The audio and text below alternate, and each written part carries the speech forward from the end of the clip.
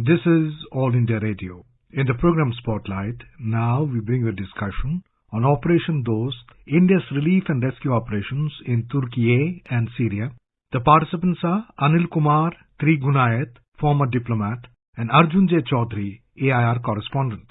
I'm joined by Shri Anil Kumar, with whom we will discuss in detail regarding Operation Dost, the search and rescue operations that are being conducted by the Indian Army in the earthquake-hit region of Turkey and Syria. According to the latest estimates, more than 20,000 are reported dead.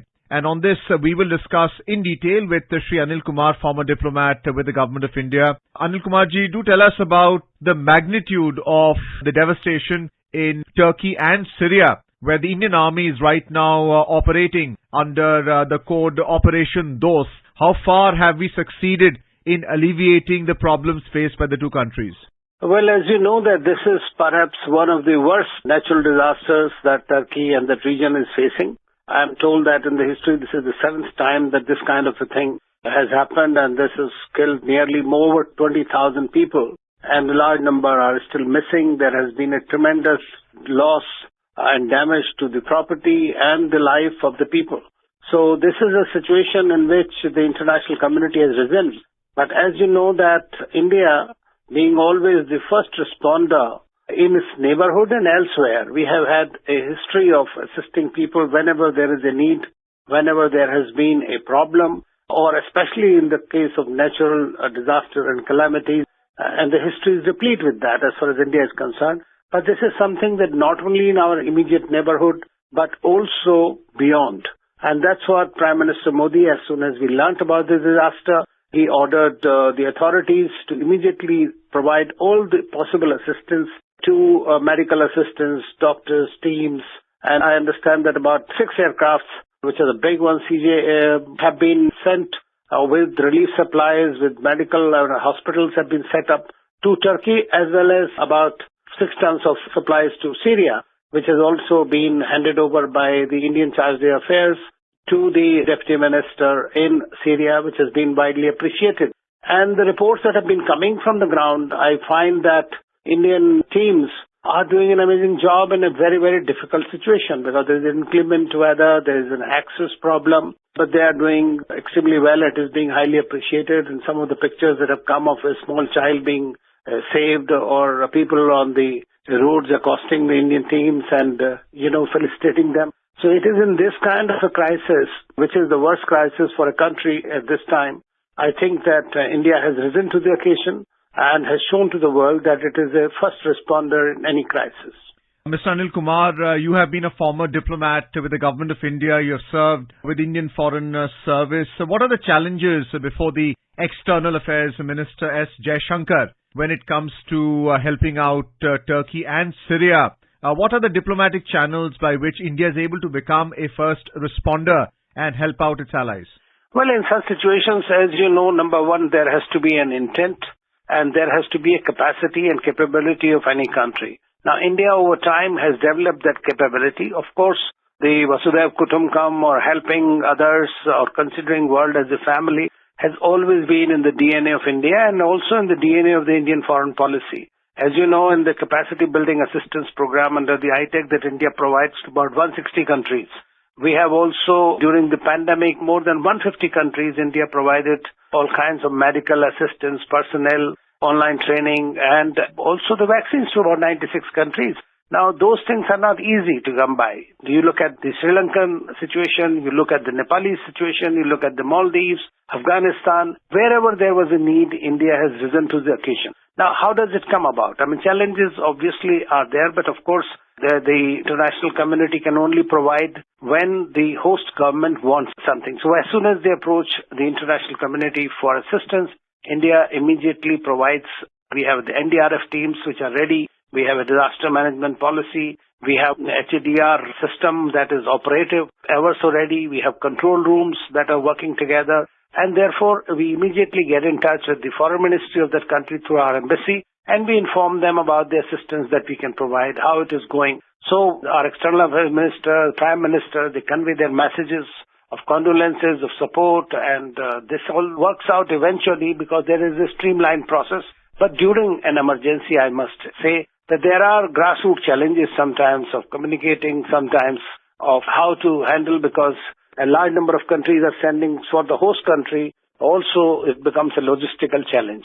But that challenge is worth the trouble because you need that very much.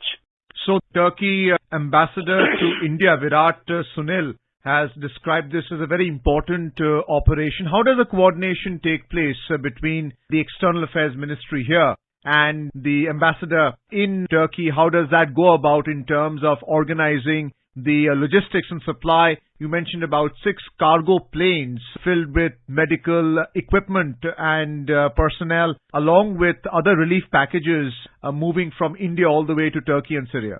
That's right. I mean, normally what happens is that, of course, the news comes of this, that disaster or whatever happens. The total extent is actually reported by our ambassador and their ambassador here. So Indian ambassador from there also recommends to exactly what kind of assistance can be provided, and then immediately we deploy our teams, we deploy the system. Prime Minister has taken suo moto, in my view, in this case, immediately to provide the assistance, and as we called as Operation Dost.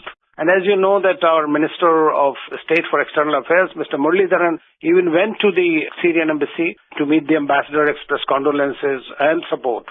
So this is how it works basically, is that we inform them about whenever the flights are going. So there are various clearances that are required, flight clearances and all that. That are all done with the help of the embassies of the two countries. So the coordination is between various agencies in India, which is already well-oiled machinery. And then it is with the embassy here and the Indian embassy in that country, and whereby with the local authorities they liaise, and then this operation goes on. And since these are emergency operations, they are given priority over others. Do tell us something about the NDRF, the National Disaster Response Force, and the Indian Army. How do they go about carrying out a search and rescue operations? It's clearly very difficult just looking at the images of collapsed infrastructure and dead or injured people. How do they actually go about the operations and come out of it successfully?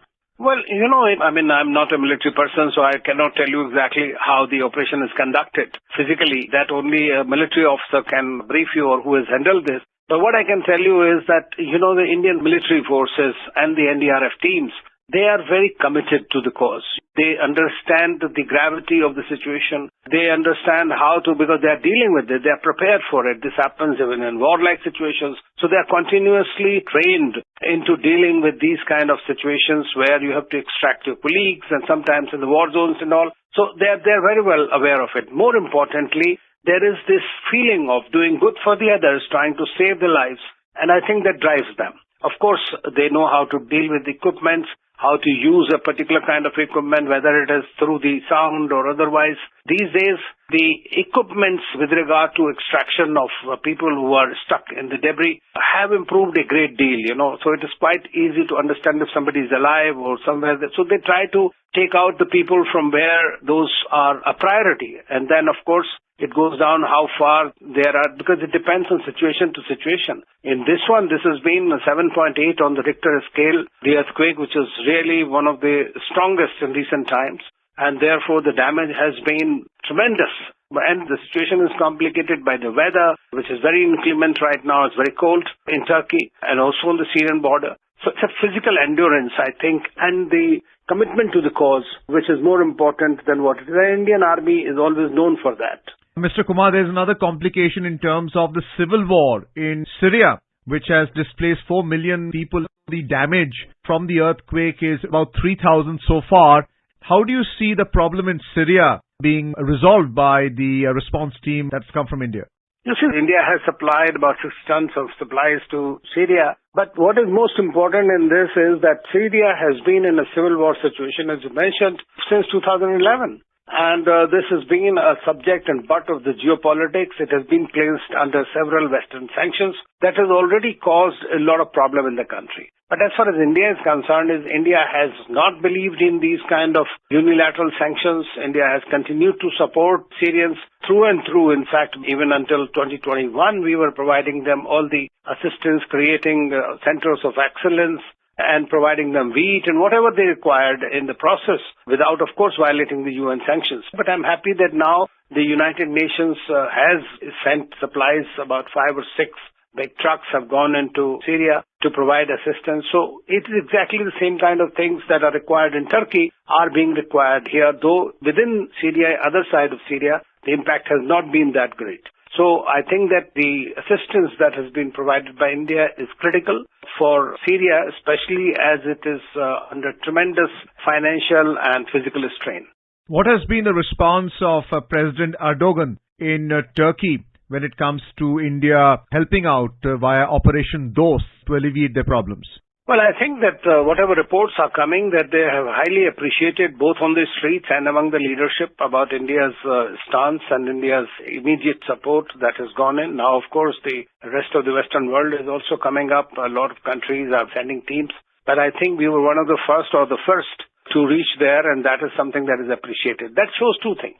That India is willing to operate beyond its borders. It is willing to provide the leadership. And it is also a G20 country. I mean, as you know, Turkey, even though we had certain political differences over Pakistan and Kashmir for some time, but those are today not the reason to talk about. The main thing is to how to alleviate the suffering of the people who are under the shadow of this disaster. It appears that the loss of internet access in Turkey has caused some problem. How important is social media in these kind of natural disasters where people would wish to communicate or actually pass comments on how the efforts are taking place? Well, you know, the social media, or for that matter, internet connectivity is today become really a virtual lifeline for everyone. We are all stuck to our smartphones at every given time, and people want to communicate their well-being. They want to communicate the kind of progress, the kind of distress, kind of assistance being provided, or if there is any good news amidst this crisis. But what happens is in such situations, there are systems that can be created in a short time. Some kind of a communication may not necessarily be 4G, 5G, but of course 2G kind of a communication networks are created. But it takes time because this is a natural disaster in which nobody has in control, or immediate restoration of all services is very difficult. So I think that is important. But then there are various other kind of communication networks in the microwave or others which are being dealt with by the teams that are there. Or there are still some satellite phones which are very expensive. So some kind of a communication is available, but the routine communication for citizens and full provision of it becomes very, very difficult in such a situation. Take some time.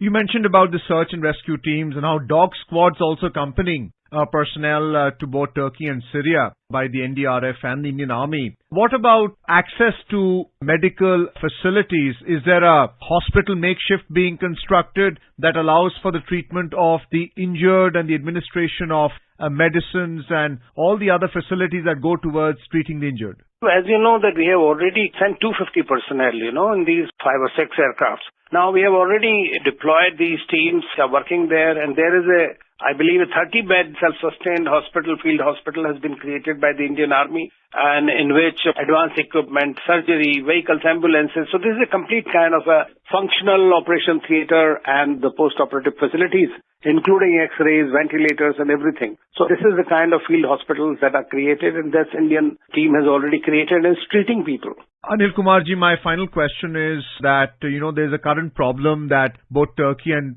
Syria are facing, especially Turkey in terms of the number of killed and injured. How does a nation like that actually come out of it medium to long term? Because clearly the earthquake would have repercussions in the future as well. Well, for that matter, actually any natural disaster or calamity that happens to any country causes a very major problem. And I must say that it has psychological problems for the people who are bereaved, who have lost their loved ones. And so it is extremely difficult for them to get out of it in a short time. It takes time. It requires a lot of counseling and rehabilitating those people over time. But those who have lost their dear ones, for them it is a permanent loss. Many of them, it will take time for them to get employment, time to get their life back to normal. It takes years before people can really get out of these kind of traumas. Well, thank you so much, Anil Kumarji, for being with us on this program on All India Radio. Thank you so much. Discussion on Operation Dost, India's relief and rescue operations in Turkey and Syria. Thank you so much. You were listening to a discussion on Operation Dost, India's relief and rescue operations in Turkey and Syria. The participants were Anil Kumar Trigunayat, former diplomat, and Arjun J. Chaudhary, AIR correspondent. This program was produced and presented by the News Services Division of All India Radio.